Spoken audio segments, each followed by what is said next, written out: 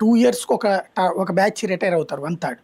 అవతల వైపు నుంచి మళ్ళీ ఏ ప్రలోభాలో ఆర్థిక ప్రయోజనాలు ఆశ చూపో ఒత్తిడి పెంచితే జరగవా? అదే నేను అంటుంది టర్మ్స్ లెక్క.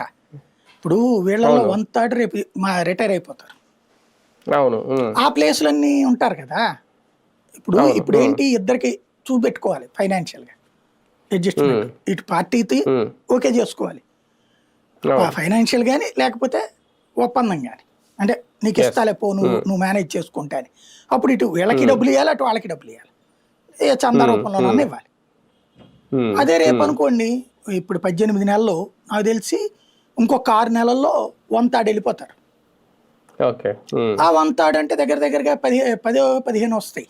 అప్పుడు టీడీపీకి ఎన్ని వస్తాయి, జనసేన ఎన్ని వస్తాయి, ఇవన్నీ ఉంటాయి. అంతకు మించి ఎక్కువ డిమాండ్ కూడా లేదు. ఇప్పుడు ఇస్తే తీసుకుంటారు. డబ్బులు ఖర్చు పెట్టగలిగే వాళ్ళు కూడా ఉండాలి కదా. ఇప్పుడు 2 వైపులు డబ్బులు పెట్టడం కంటే అప్పుడు ఒకవైపు డబ్బులతో సరిపోతుంది.